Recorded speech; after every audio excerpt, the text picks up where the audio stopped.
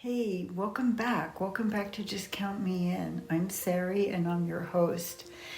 And what a week it's been this week. Whew. Over the last few episodes, we've been talking a lot about alignment, like what it means, how to define success for yourself. We also talked a little bit about how to stop performing and make more intentional choices. But here's the part that we didn't talk about enough. And life gave me a big lesson in it this week. It's one thing to feel aligned when you're thinking about your life. It's another thing to actually build your life in a way that holds alignment when things get uncomfortable.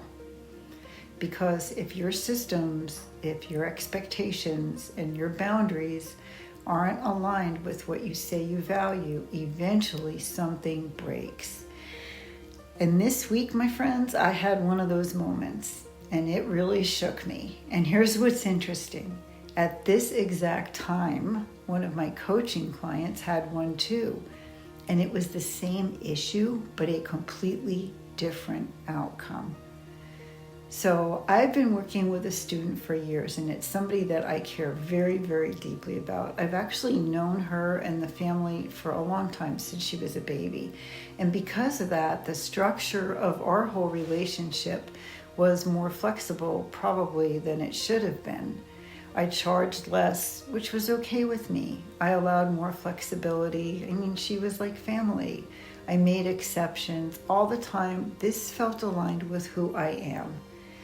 What I didn't realize was that I wasn't just being generous. I actually was creating a system where my boundaries were optional.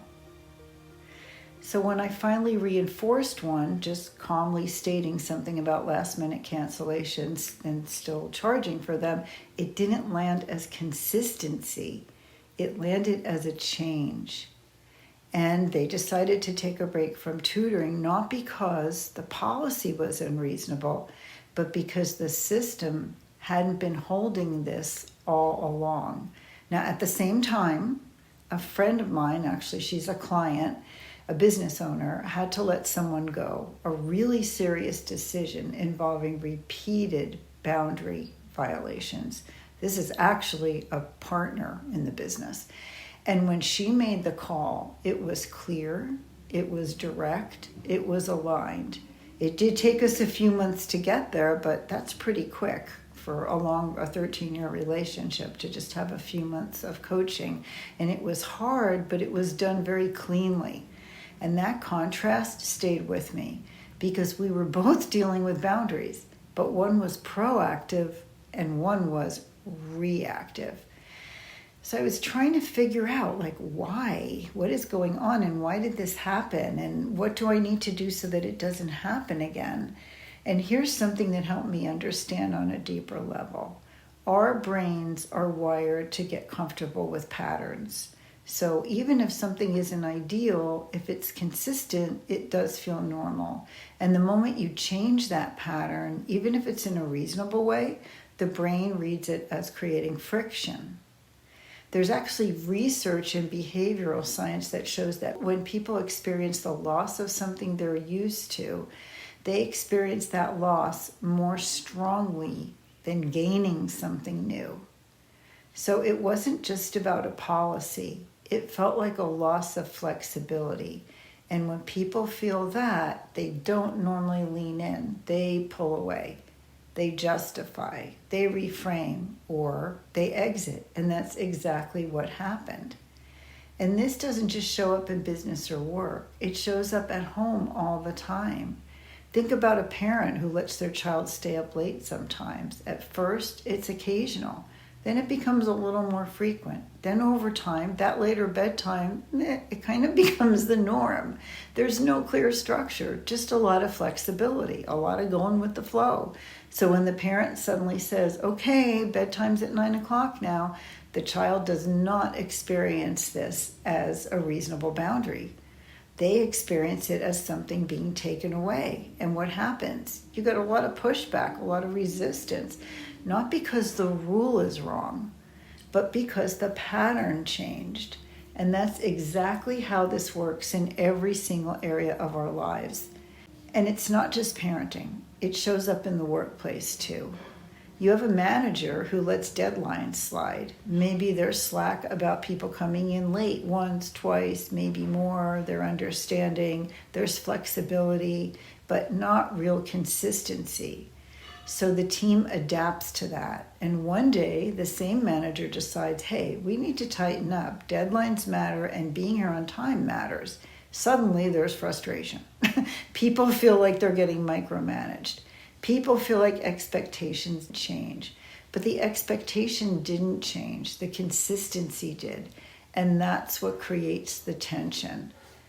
So here's what I took from this.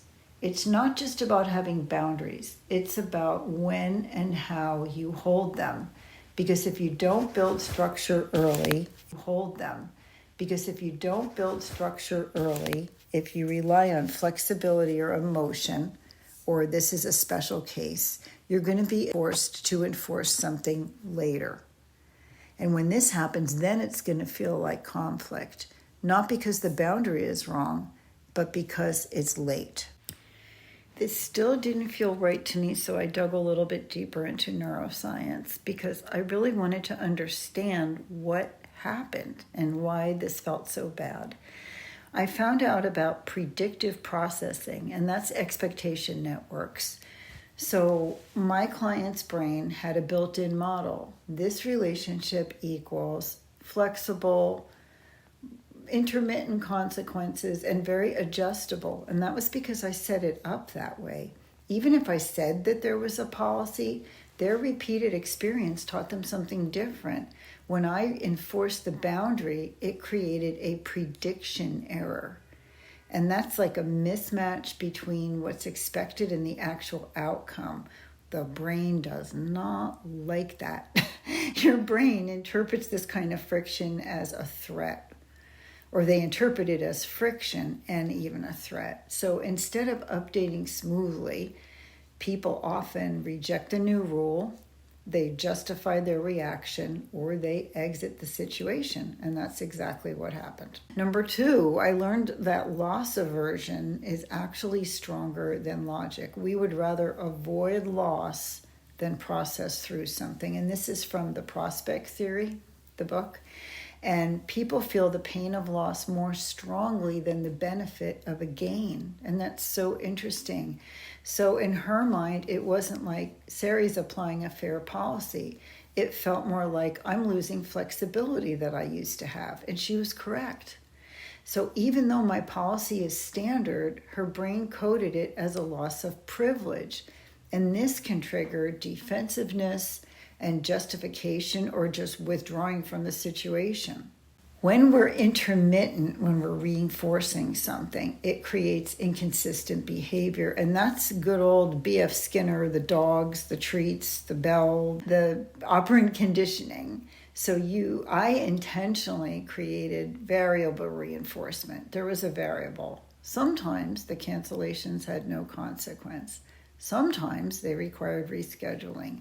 Now, all of a sudden, there's a consequence. That's inconsistency. And that really reinforced the behavior that was going on. So the last minute cancellation didn't stop. It kind of persisted because I trained them that that was okay. When I made it consistent and said, I can't do this anymore, it felt like a rule change rather than a continuation. I'm really glad that out of over 20 people, this is my only situation, but this is a powerful lesson, and it's definitely one I'm thinking about. Social discomfort triggers avoidance, not resolution, and that's amygdala threat response.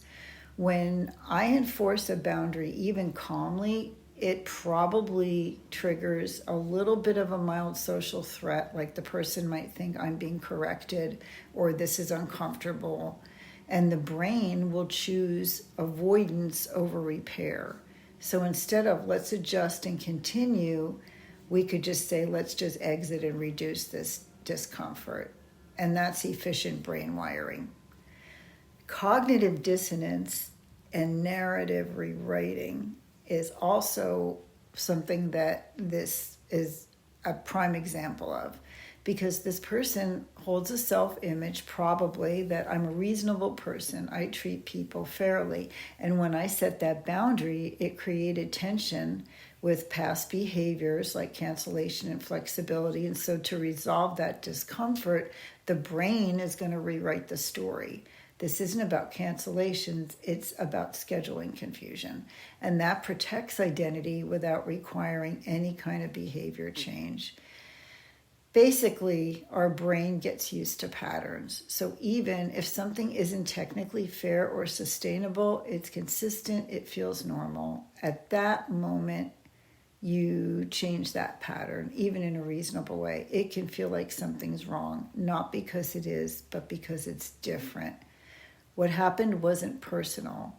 It was a pattern interruption combined with perceived loss, and it triggered avoidance and narrative reframing. And that's really predictable human response, not a reflection on me or on her. It was just a very predictable response. So here's what I took away from this. It's not just about having boundaries, it's about how you hold them.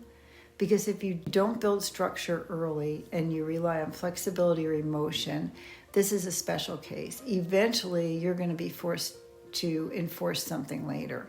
And when that happens, it's going to feel like conflict, not because your boundary is wrong, but because it's late. I'll be honest, this hit me harder than I expected. I really had to calm down and do some research and think about what happened and go for a walk before I could even do this episode, because I was questioning myself. Like, did I handle this right? Was I too much? Did I miss something? But when I really sat with it, I realized this wasn't a failure. This was a correction. It was a moment when something that actually had been out of alignment for a while came into focus. And I noticed a misalignment. I experienced the consequence of it. I extracted the lesson from it, and here's the podcast I'm teaching from it. So if you got anything from this, if you learned anything, let it be this. Alignment isn't something you feel. It's something you build. And that means being clear about expectations from the beginning, not making quiet exceptions that you hope will work themselves out, and not waiting until something feels uncomfortable to enforce what you actually already know is true. Because the longer you wait, the more emotional the decision becomes. So, if the last few episodes were about finding alignment, this one is about protecting it, because without structure, alignment doesn't last. It just feels good until it doesn't. And sometimes the moments that feel the worst in real time are actually the ones that bring you back into it.